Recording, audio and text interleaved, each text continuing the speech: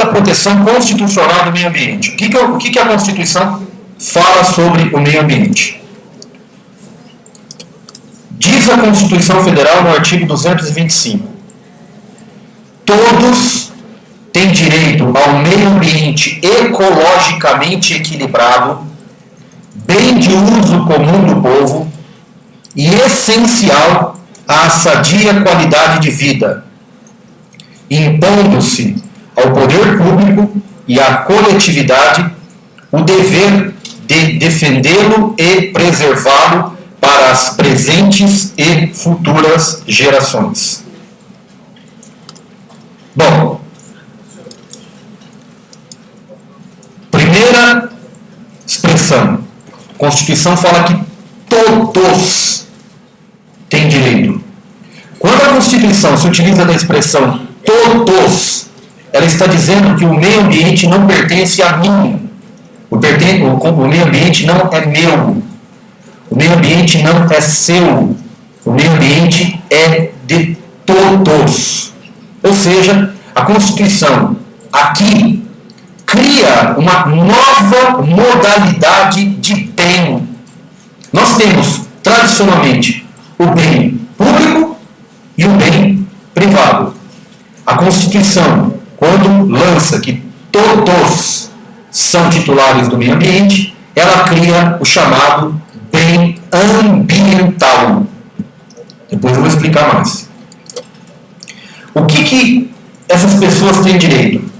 Tem direito ao meio ambiente ecologicamente equilibrado. Meio ambiente ecologicamente equilibrado.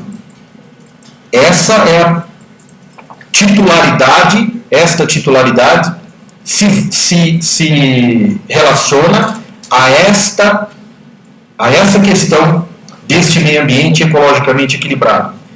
E, reforçando a ideia da existência de um novo bem, ele fala que o meio ambiente é um bem de uso comum do povo.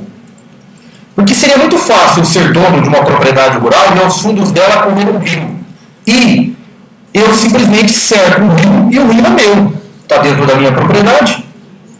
Na verdade, a Constituição ela fala que o meio ambiente é bem de uso comum de todos. Bem de uso comum de todos. E para que se vale este bem de uso comum do povo? Qual que é o objetivo deste bem de uso comum do povo? É a sadia qualidade de vida. Paguei ali, mas é sadia qualidade de vida. Ele cria uma obrigação ao poder público, mas também cria a obrigação à coletividade. Então essa obrigação não é apenas do Estado, é uma obrigação também de todos nós, uma obrigação coletiva. Qual é a obrigação? A obrigação de defender e preservar o meio ambiente. Então nós temos o meio ambiente é um bem ambiental de natureza difusa, nós vamos falar daqui a pouco. Ele tem que ser ecologicamente equilibrado. Ele é um bem de uso comum do povo. Ele se destina à sadia qualidade de vida e ele impõe tanto ao Estado quanto à sociedade um dever de defesa e preservação.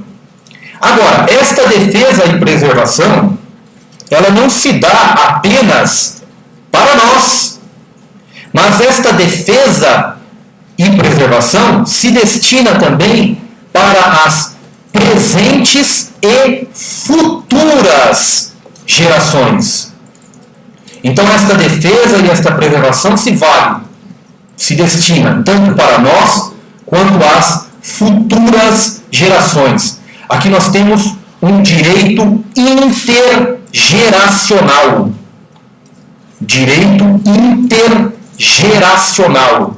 Por quê? Porque ela se destina às próximas gerações. E como que nós faremos esta defesa para as próximas gerações? Através daquilo que nós chamamos de desenvolvimento sustentável. Bom, nós temos de um lado aquilo que nós chamamos do direito individual, o clássico direito individual. Esse direito individual, ele é clássico, porque ele se caracteriza de duas maneiras.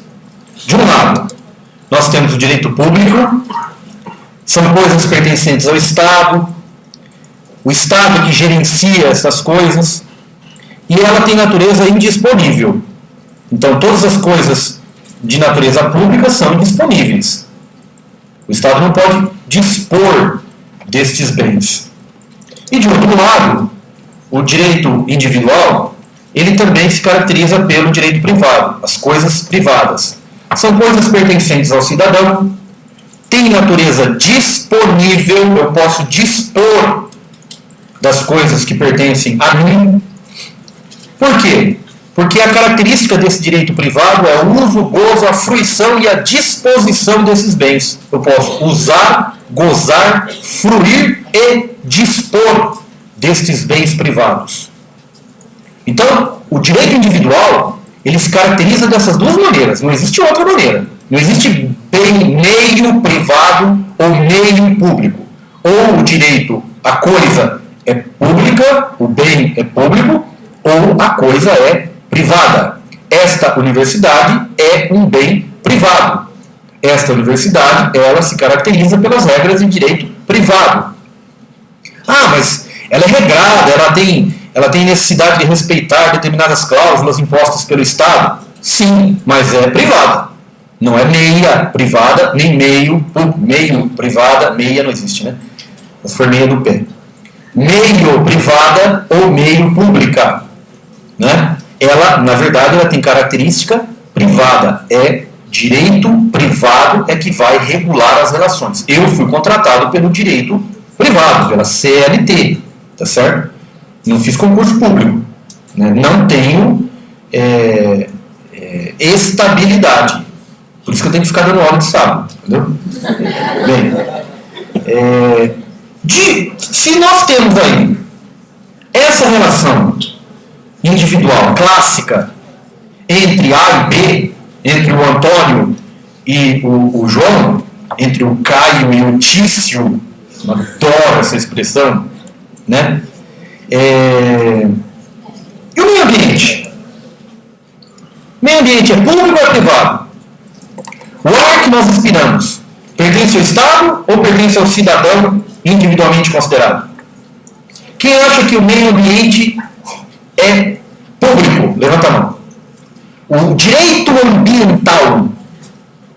ambiental, vamos resumir assim, o direito ambiental, aqui nós não temos essa disciplina na faculdade, mas sim, espero que sim, salvo engano, a partir de 2012 haverá essa disciplina na grade, e pretendo ser o professor, se houver essa disciplina de direito ambiental na faculdade, o direito ambiental vai fazer parte do departamento de direito público ou do departamento de direito privado?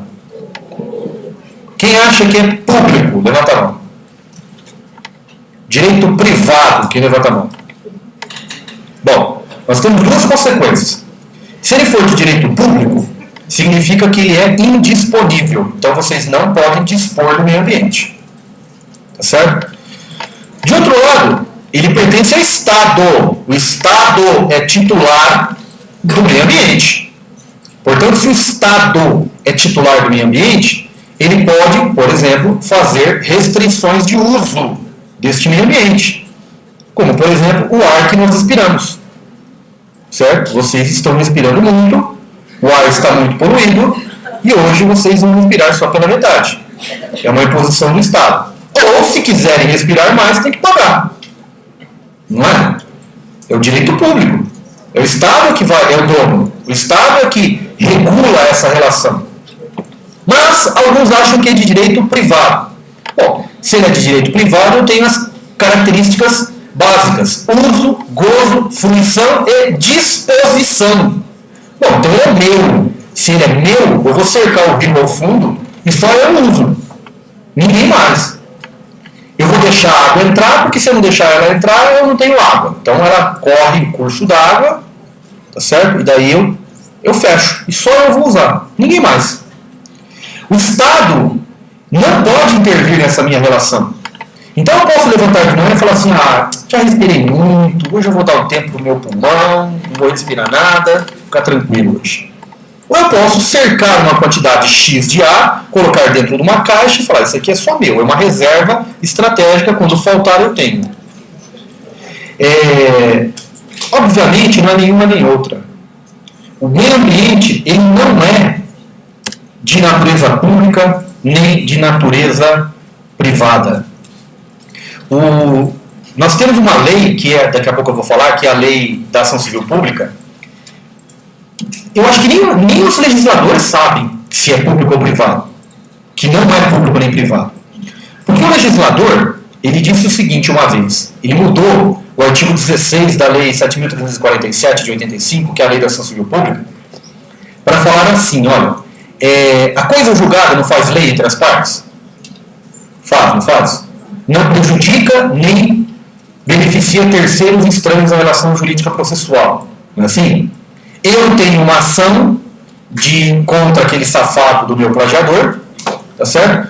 E a relação é entre eu e ele. Não é verdade? A coisa julgada só beneficia a mim e espero prejudicá-lo bastante. Não é? Ninguém estranho a essa relação vai se beneficiar ou se prejudicar disso. Tá? E uma sentença da ação civil pública? Quando o promotor entra com uma ação ambiental contra uma determinada indústria poluidora, essa relação vai fazer coisa julgada somente entre as partes, eu e a indústria poluidora? É assim? Acorda. Vou repetir de novo a pergunta. Eu entro com uma ação contra uma empresa poluidora e essa empresa poluidora perde a ação, transita em julgado. A coisa julgada vai fazer lei apenas entre as partes, entre o promotor e a indústria? Terceiros estranhos a essa relação não podem ser beneficiados? Claro que podem. É a essência do direito ambiental, é isso. Agora, por que eu falo que o legislador nem ele sabe disso? Porque ele mudou uma vez o artigo 16 da Lei da Ação Civil Pública, falando assim, que a sentença só pode ter efeito nos limites territoriais do órgão prolator da sentença. A coisa julgada só pode ter efeitos nos limites territoriais do órgão prolator da sentença. Tá. Então tem uma indústria aqui na divisa entre São Paulo e Guarulhos. O promotor de São Paulo entra com uma ação civil pública contra a indústria e o juiz de São Paulo, por ser o competente, ele determina que essa indústria pare de lançar poluição no ar. Como a coisa julgada só beneficia dentro dos limites territoriais do órgão prolator da sentença, o que faz a indústria? Faz